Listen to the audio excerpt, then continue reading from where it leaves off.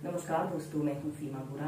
दोस्तों, आज हम आपको यूरिन इन्फेक्शन की समस्या को दूर करने वाले कुछ लाभकारी अभ्यास बताएंगे। यूरिन इन्फेक्शन यानी टॉयलेट करते समय जलन या दर्द होना।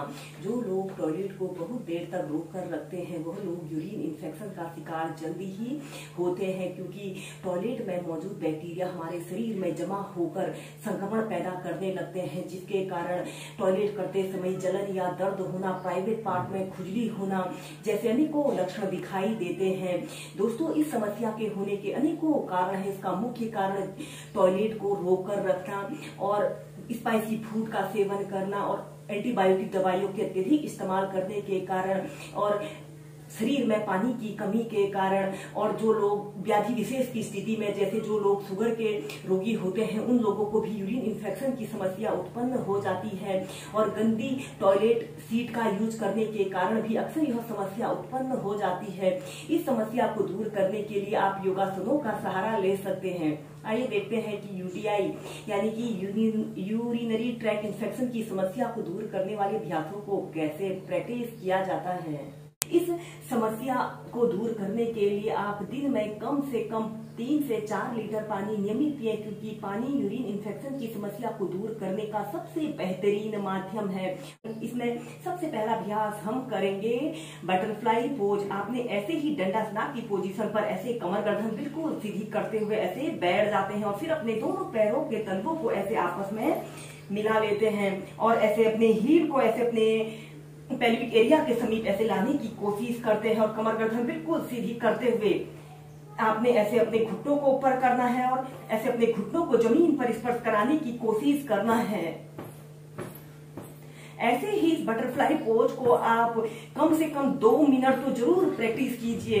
इस अभ्यास को करने से हमारे कमर के निचले हिस्से के समस्त स्नायु तंत्र मजबूत बनते हैं और यह जिन लोगों को यूरिन इन्फेक्शन की समस्या उत्पन्न होती है उन लोगों के लिए यह एक बहुत ही सरल और सहज अभ्यास है।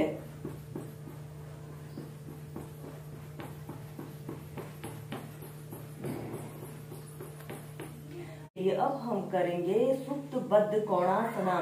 आपने ऐसे पीठ के बल सीधे लेट जाना है और फिर अपने दोनों हाथों को ऐसे अपने थाइस के पास ऐसे रख लें और दोनों पैरों के तलवों को ऐसे आपस में मिला लेते हैं और अपने दोनों हाथों को ऐसे अपने थाइस के पास ऐसे रख लें, थाइस के नीचे से ऐसे रख लें और फिर ऐसे अपने घुटनों को आपस में मिलाइए और ऐसे अपने घुटनों को जमीन पर स्पर्श कराइए।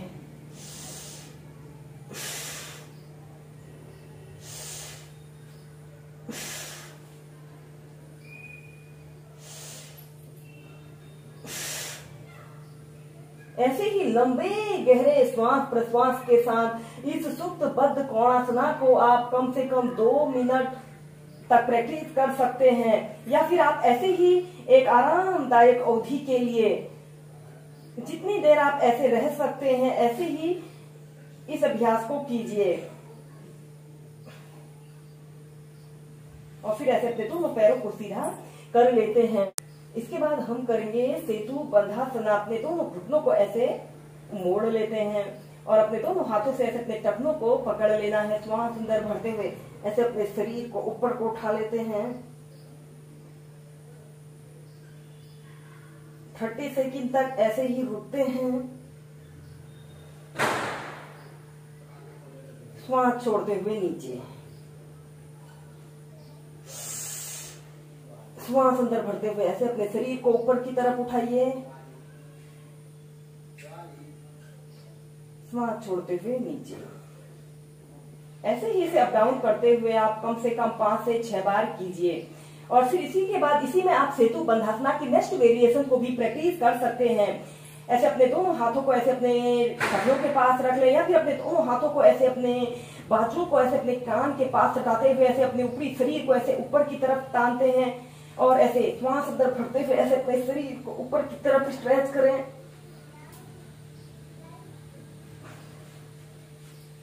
और फिर अपने राइट पैर को ऐसे ऊपर को उठा लें, कुछ देर रुकें,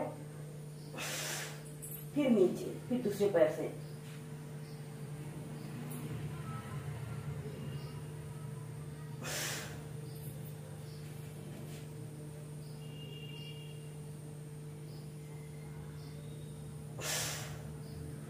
धीरे धीरे नीचे।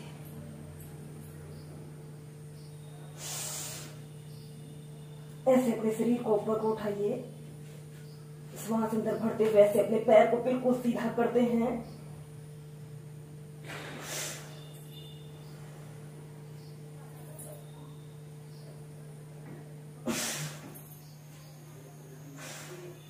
ऐसे ही इस अभ्यास को आप कम से कम 4 से 5 बार कीजिए और फिर ऐसे अपने दोनों पैरों को सीधा कर लेते हैं। अब हम करेंगे गोरक्षासना।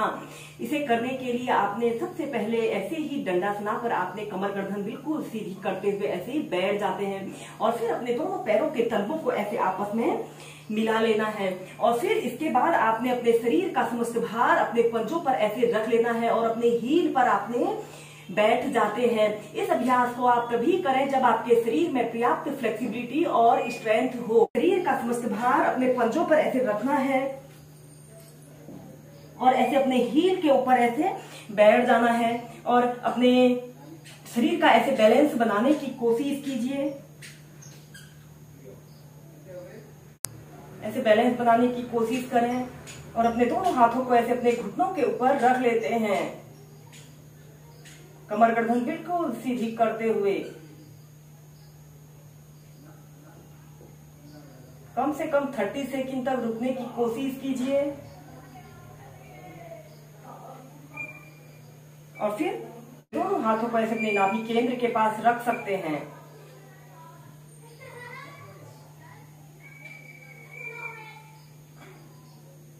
और फिर धीरे धीरे नीचे। इस अभ्यास को एक बार हम पीछे से करके दिखाएंगे। आपने सबसे पहले ऐसे अपने दोनों पैरों के तलवों को ऐसे आपस में मिला लेना है और अपने शरीर का समस्त भार अपने पंजों पर ऐसे रखते हुए ऐसे अपने हील के ऊपर ऐसे दोनों पैरों को ऐसे आपस में मिलाकर ऐसे अपने हील के ऊपर ऐसे बैठ जाना है और अपने दोनों हाथों को ऐसे अपने नाभि केंद्र के पास रख लेते हैं और फिर धीरे धीरे नीचे। अभ्यासों के अलावा आप कपालभाति प्राणायाम, अनुलोम विलोम प्राणायाम को भी नियमित कम से कम 10 से 15 मिनट अपनी दिनचर्या में शामिल कीजिए।